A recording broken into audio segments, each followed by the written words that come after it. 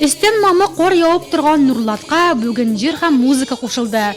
Шәһәребезнең үзәк мәйданында бердәмлек көне уңайыннан зур концерт программасы әзерләнгән иде. Россия, Россия, в этом слове огонь и сила, в этом слове. Бу байрам безнең илдә күптән түгел барлыкка килде һәм аның зур возможностьлары бар инде. Безнең балаларны күп милләтле илебездә, күп милләтле шәһәребездә бер-берсе белән тату яшәргә, дус булырга һәм тарихны яхшы белергә, ничәнче елдагы вакыйгалар белән бәйләнгән әйберләрне алар барсы да белә, бер-берсе белән тату яшиләр һәм без монда бүген килдек. Безнең башлауч хоккей белән шөгыльләнә башлаучы кызларның ничек уйнаганнарын Норлат халкына күрсәтер өчен. Бүген үзәк мәйдан спорт кырын хәтерләтте. Ледок без сарае кызлары хоккей уйнаса, балалар яшүсмерләр спорт мәктәбе егетләр туп типте.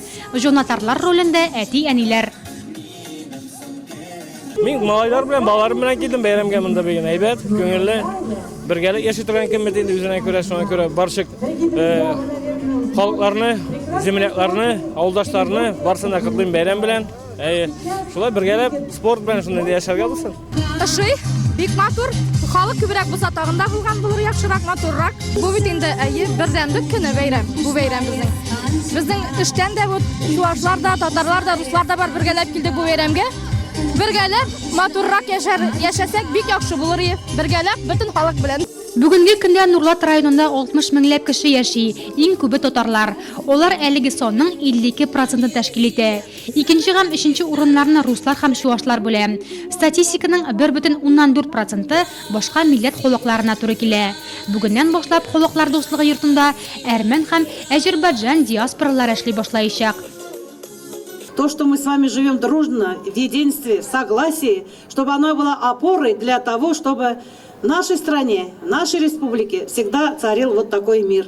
Мы все народности, все нации живем дружно, помогая друг другу, понимая друг друга.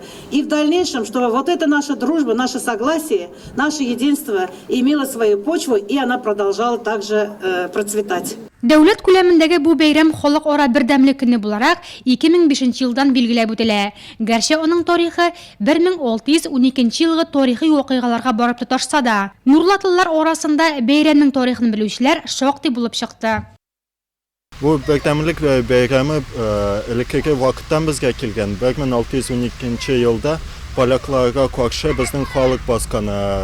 Чөнки смут вакытында безне поляклар алганнар иделәр. Һәм минем белән Пожарский бөтен халыкны бастырдылар, бергә булдылар. Һәм кыткардылар дип әйтеп була безнең Россияны, безнең Русь вакытын. Шуның өчен шундый зур бәйрәм үзебез үз халыкны үз кешесе алып баргач шундый зур бәйрәм дип саныйм. Татарстанда шул исәптән Нурлатта да төрле милләт һәм дин вәкилләре үзара аңлашып килешеп яши. Олар бер-берсенең диненә, гырыф-гадәт, йолаларына хөрмәт белән карый. Бу көн илебез тарихына игътибар белдерү һәм аның данлыклы традицияләрен дәвам иттерүнең бер күркәм билгесе. Кем әйтмешли, сөйләшсәк тә төрле телләрдә яшибез без дуслык илендә.